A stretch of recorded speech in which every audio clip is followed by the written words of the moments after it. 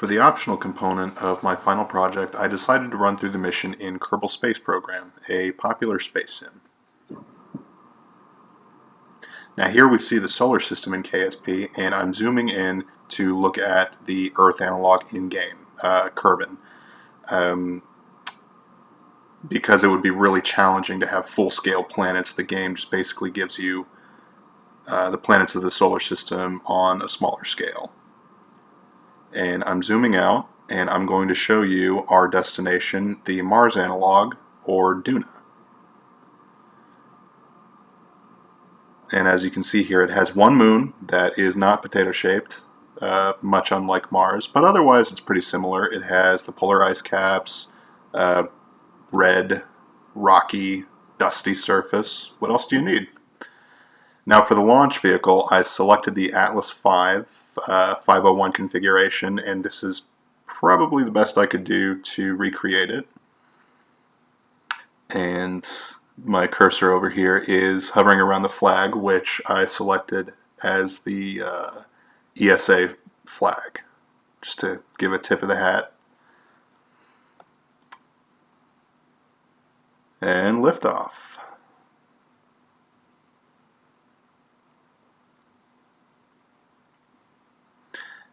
Now here we are in orbit. I believe at this point we're already on the way to Duna.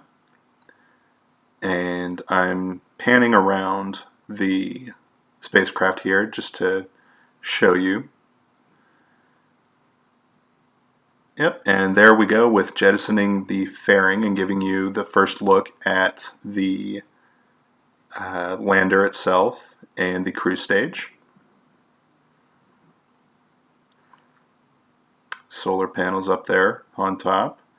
And if you look, the cruise stage back shell I used as another fairing. I figured since Roscosmos is, or rather did develop the lander, it'd be fitting to have a fairing within a fairing, like a nesting doll. I think I'm funny. And I'm not sure if it's showing up too well, but we should be getting a look at the trajectory to Duna here. It looks pretty similar to the trajectory generated by the tracked MATLAB script.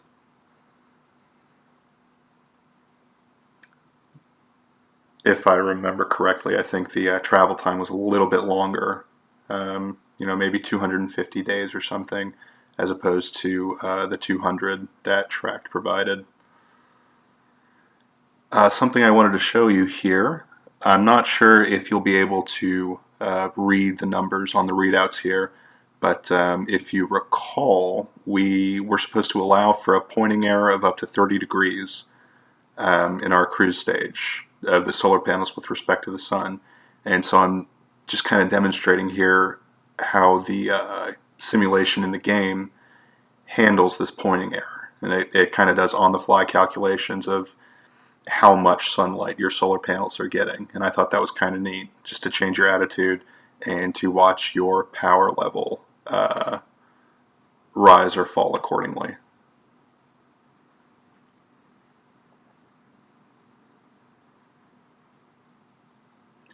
And here we are on our final approach to Duna. I ended up changing this trajectory. This one didn't work out because I was coming in way too fast. I think here is the separation of the lander from the cruise stage. Yep, and we're on our way. And now re-entry has begun, and heating is going to start here any minute. And you can see the plasma forming around the heat shield there.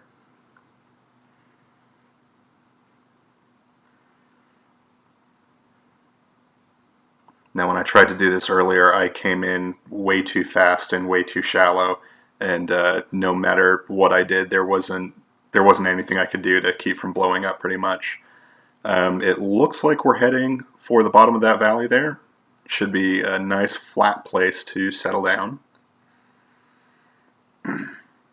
And we're going to skip ahead to after heating the lower part of the descent. We are going to get rid of the back shell.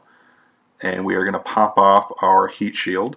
Now that blue and white striped thing there, that's the connector. That's just being held there by aerodynamic forces that will drop off now that we've deployed our parachutes. Or I guess we have to wait for the parachutes to fully deploy.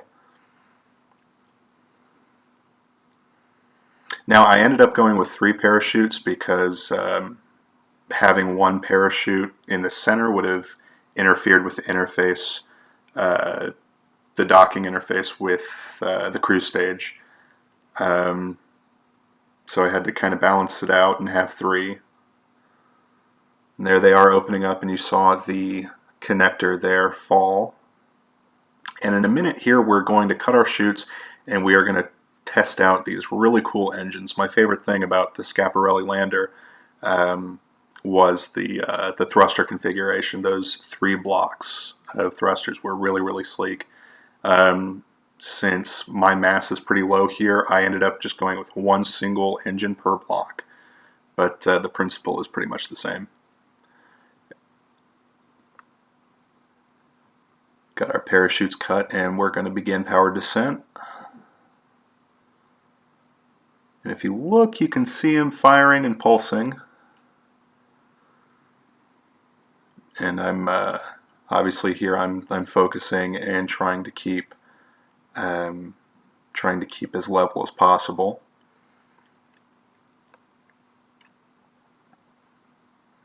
Now these engines were really kind of finicky.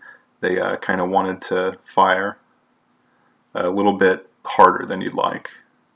But at any rate, we made it.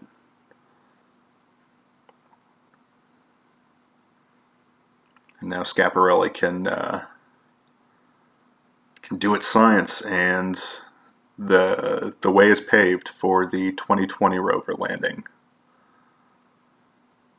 Well, hopefully this video, sort of back of the envelope calculation, convinced you that the mission plan is roughly feasible.